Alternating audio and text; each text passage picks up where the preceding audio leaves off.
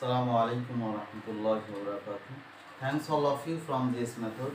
আজকে আমরা right form of ভার্বের তৃতীয় নম্বর স্টেপ আমাদের তৃতীয় নম্বর স্টেপের V2 কোথায় কোথায় বসে এটা আমরা আলোচনা করব। এর আগে আমাদের ছিল V1 কোথায় কোথায় বসে এর আগের স্টেপে। তাহলে আজকে আমরা V2 কোথায় কোথায় বসে তা আমরা বইয়ের 58 পেজের রুল নম্বর 8 থেকে 14 অর্থাৎ 8 থেকে 14 পর্যন্ত রুল আমাদের এখানে আলোচনা করা আছে। এর মধ্যে আমাদের সব রুলগুলো শেষ হয়ে যাবে V2 এর আলোচনা। তো আমরা রুল নম্বর ফার্স্টে 8 আলোচনা করব যে V2 অর্থাৎ ভার্বের পাস্ট ফর্ম বাক্যের কোথায় কোথায় বসে। তো রুল নম্বর 8 এ আছে বাক্যে যদি yesterday, ago, long ago, long since, এরপরে লাস্ট দিয়ে যেটাই থাক, last day, last year, last month, last week, এইভাবে লাস্ট দিয়ে যেটা থাকবে সেটা পাস্ট ইনডিফিনিট টেন্স হয়ে যাবে। তো একটা এক্সাম্পল দিই, হি by a car yesterday.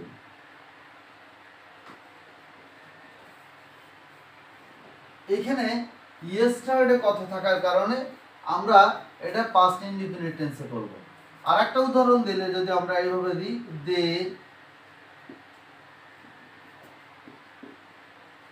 Play football last month. আর যদি এখানে আমরা নট ইউজ করি, যেমন I not go to this method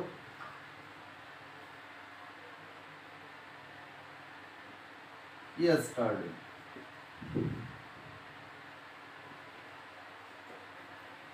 লক্ষ্য করি আমরা এখানে তিনটা বাক্য দিয়েছি। একটা হলো I, he, buy, a car yesterday. তাহলে এখানে ইয়েস্টারডে থাকার কারণে আমরা এটা পাস্ট ইনডিফিনিট টেন্সে করব। তাহলে এখানে আমাদের পাস্ট ইনডিফিনিট মানে ভার্বের পাস্ট ফর্ম অর্থাৎ V2 হবে, যেমন বাই, বট, বট। তাহলে এই বাই এই আনসারটা হবে বট, এটা উত্তর হবে বট, কারণ ইয়েস্টারডে থাকার কারণে আমাদের কি হচ্ছে, বট হচ্ছে। তারপরেটা দেখি, last month they play football last month. তাহলে লাস্ট মান্থ যখন দেখতেছি তখন আমাদের কি, এটাও পাস্ট ইনডিফিনিট টেন্স অর্থাৎ পেলে V2 অর্থাৎ প্লেড হয়ে যাবে। I not go to this method yesterday, আমি গতকাল this মেথডে যাইনি। বলেছিলাম নট থাকলে নট উঠানো যাবে না, নটের আগে একটা অক্সিলারি ভার্ব আনতে হবে। তো আমরা জানি পাস্ট yesterday থাকলে পাস্ট ইনডিফিনিট আর তার অক্সিলারি হলো ডিড। তাহলে ডিড নট। এইবার আমরা কি গো লিখবো না ওয়েন্ট লিখবো? মনে রাখতে হবে বাক্যে ডিড আসলে অবশ্যই ভার্বের বেস ফর্ম আনতে হবে, অর্থাৎ এখানে ডিড নট গো লিখতে হবে, নট ডিড নট ওয়েন্ট, অর্থাৎ ডিড নট ওয়েন্ট লেখা যাবে না, ডিড নট গো লিখতে হবে। তো এই শব্দগুলো অত্যন্ত গুরুত্বপূর্ণ, যেটা হলো yesterday, ago, long ago, long since, last month, last week, last year, last day, এক কথায় লাস্ট দিয়ে যা থাকবে সেই বাক্যগুলো অবশ্যই পাস্ট ইনডিফিনিট টেন্সে হয়ে যাবে। এরপরে আমাদের রুল নাম্বার 9,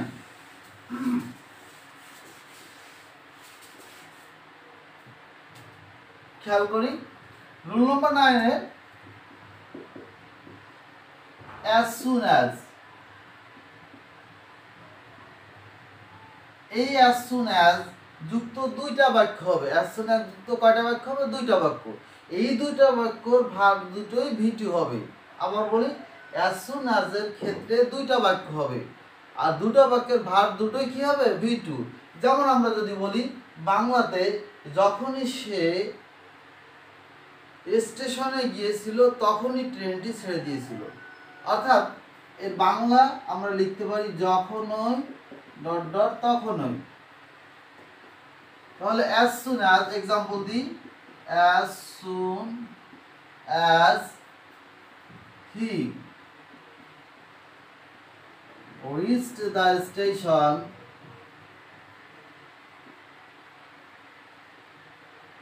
দ্য ট্রেন, পরীক্ষা এভাবে আসো লিভ, খেয়াল করি as soon as he reached the station, যখনই সে স্টেশনে পৌঁছলো, দ্য ট্রেন লিভ, তাহলে এই যে লিভ লিখলাম, আমরা বলেছি as soon as যুক্ত দুটো ভার্বের V2 অর্থাৎ এখানেও V2 আছে রিস্ট, আর এই লিভেরও V2 LEFT লিফট, তাহলে এটার উত্তর কি হবে লিফট। হ্যাঁ, পরীক্ষা অনেক সময় শেষে বা এই শূন্যস্থানটা না থেকে শুরুতেও থাকতে পারে। যেমন আর একটা উদাহরণ দিই, as soon as I start the work, যখনই আমি কাজটি শুরু করেছিলাম তখনই he came to me, সে আমার কাছে এসেছিল। তাহলে এখানে কেম V2 আছে, তাহলে আমরা বলছিলাম দুইটা ভার্বেই V2 হবে, তাহলে এটা যেহেতু কেম আছে V2, তাহলে স্টার্টটাও কি হবে স্টার্টেড, স্টার্টেড অর্থাৎ V2 হবে। এটা রাইট ফর্ম ভার্বের জন্য গুরুত্বপূর্ণ, আবার কারেকশনের জন্য গুরুত্বপূর্ণ, তবে এটা কারেকশনের জন্য বেশি ইম্পর্টেন্ট, এই জন্য আমি এটা কারেকশনের জন্য গুরুত্বপূর্ণ রেখে দিয়েছি। এরপরে রুল নাম্বার 10, এটা আমরা কিন্তু সিলেবাসের মধ্যে ফাইনাল সাজেশন দিয়েছিলাম, রুল নাম্বার 10 থেকে পরীক্ষায় প্রায় আসে। তো আমরা খেয়াল করি রুল নাম্বার 10-এ,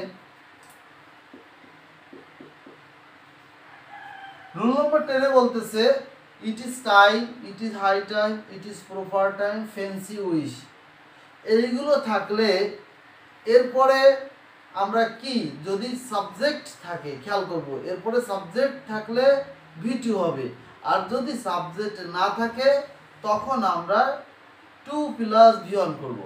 যেমন এক্সাম্পল হিসেবে ইট is time we start the work,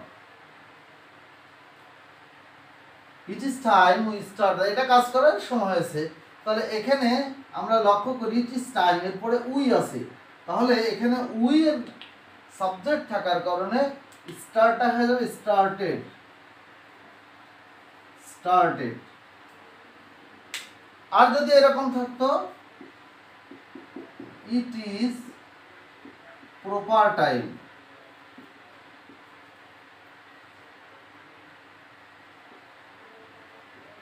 start the work, এখানে লক্ষ্য করি ইট is time, it is proper time, এটা কোনো ফ্যাক্ট না, ফ্যাক্ট হলো এরপরে ইট ইজ টাইমের পরে কি সাবজেক্ট আছে, কিন্তু এখানে সাবজেক্ট নাই, বইয়ে যদিও এই পরের আইটেমটা নাই, আমি এই জন্য লিখে ক্লিয়ার করে দিচ্ছি, এই যদি সাবজেক্টই না থাকে তখন আমরা টু স্টার্ট দিব। তাহলে আবার বলি বিষয়টা, যদি it is time, it is high time, it is proper time, এরপরে যদি সাবজেক্ট থাকে তখন আমরা কি করব V2 করে দিব, আর যদি সাবজেক্ট না থাকে তাহলে 2 + ভার্বের মিশ্রণ অর্থাৎ টু স্টার্ট দিয়ে দিব। যেমন এখন মসজিদে যাওয়ার উপযুক্ত সময়, now it is proper time we ব্র্যাকেটসে গো টু মস্ক, তাহলে এখানে উই একটা সাবজেক্ট আছে, এই জন্য উই ওয়েন্ট টু মস্ক। আর যদি উই না থাকতো তখন আমরা now it is proper time to go to mosque. Clear? আচ্ছা, তাহলে আমরা রুল নাম্বার 10 কি করলাম, it is time, it is high time, it is proper time, fancy wish, এইগুলোর পরে যদি সাবজেক্ট থাকে তাহলে V2 দিব, আর সাবজেক্ট না থাকলে কি করব 2 + V1 অর্থাৎ 2 + ভার্বের বেস ফর্ম বসাবো। এটা ছিল আমাদের রুল নাম্বার 10।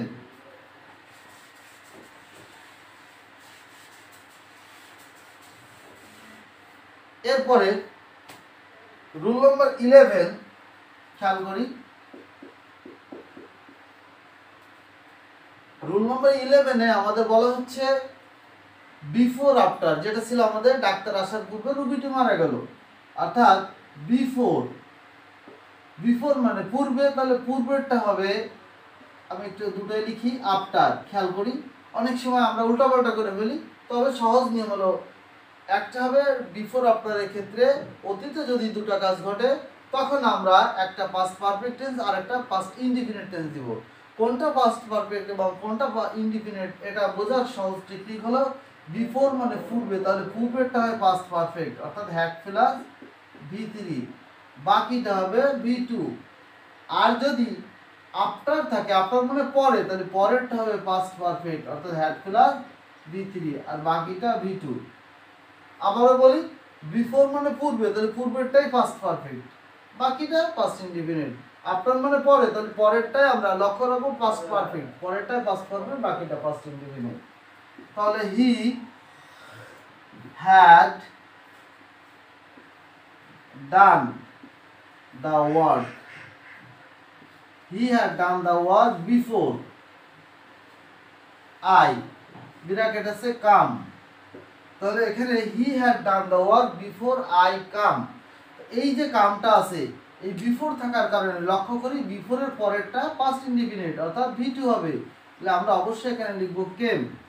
আমরা যেমন বলতাম ডাক্তার আসার পূর্বে রোগীটি মারা গেল, যে পূর্বে কথাটা আছে, এই জন্য the patient had died before the doctor came. এবার আমরা যদি আফটারেরটা করি তখন আমরা শুধুমাত্র প্রথমটা V2 দিব অর্থাৎ পাস্ট ইনডিফিনিট, পরেরটা পাস্ট পারফেক্ট। যেমন এই বাক্য যদি লিখি he did the work after I came. এবার আমাদের আফটার থাকার কারণে পরেরটা কিন্তু আনসার হচ্ছে হ্যাড প্লাস V3 অর্থাৎ হ্যাড কাম, কাম কেম আবার কাম। এখানে একটা গুরুত্বপূর্ণ কথা বলি, যে কোনো বাক্য বিফোর থাক আফটার থাক ইংলিশ থেকে বাংলা করার সময় শেষ বাক্য বাংলাটা আগে করব। যেমন হি had done the work before I came, তাহলে আমি আসার পূর্বে সে কাজটি করেছিল। কি বলছি? আমি আসার পূর্বে সে কাজটি করেছিল। আবার যদি আফটার দিয়ে করি সেক্ষেত্রেও বাংলা বাক্য শেষটা আগে করব, শেষ বাক্যের আগে বাংলা করব। যেমন I did the work before after I had come, he did the work after I had come, তাহলে আমি আসার পর সে কাজটি করেছিল। তাহলে বিফোর আর আফটারের রুল এতটুকু মনে রাখবো, বিফোর থাকলে প্রথমটা হ্যাড প্লাস V3, পরেরটা V2, আর আফটার থাকলে পরেরটা হবে হ্যাড প্লাস V3, প্রথমটা V2। এটা ছিল আমাদের রুল নাম্বার 11। রুল নাম্বার 12 এবং 13 এই দুটো আজকের ক্লাসের সবচেয়ে গুরুত্বপূর্ণ ক্লাস, কারণ আমি ফাইনাল সাজেশনে বলছিলাম 12 এবং 13 থেকে প্রত্যেকটা চাকরি পরীক্ষা অবশ্যই থাকবে, even honours compulsory English, degree English, এই ধরনের যত ধরনের পরীক্ষা থাকে এই 12 এবং 13 থেকে অবশ্যই থাকে। তাহলে আমরা চলে যাই রুল নম্বর 12। এখানে আমরা 12তে আমরা as if as though since খেয়াল রাখি। রুল নাম্বার 12 আমি মাঝখানে লিখে দিচ্ছি as if as though since, এর দুই পাশে দুটি বাক্য হবে। as if as though since এর বাংলা হলো যেন। কি বলছি? as if as though since এর বাংলা হলো যেন। যেমন আমরা কথা বলার সময় বলি সে কথা বলে, সে জন্য সব কিছু জানে, ওই যে যেন কথা বলছি। তাহলে as if as though since এর বাংলা হলো যেন। তাহলে এর প্রথম বাক্যটা V1 হলে অর্থাৎ প্রেজেন্ট ইনডিফিনিট টেন্স হলে পরের বাক্যটা V2 হবে অর্থাৎ পাস্ট ইনডিফিনিট টেন্স। আর প্রথম বাক্যটা V2 হলে পরের বাক্যটা আমরা হ্যাড প্লাস V3 লিখব, হ্যাড প্লাস V3। এখন আমরা লিখতে পারি এক্সাম্পল হিসেবে সে কথা বলে, হি স্পিক্স, সে কথা বলে, as if যেন, he know everything,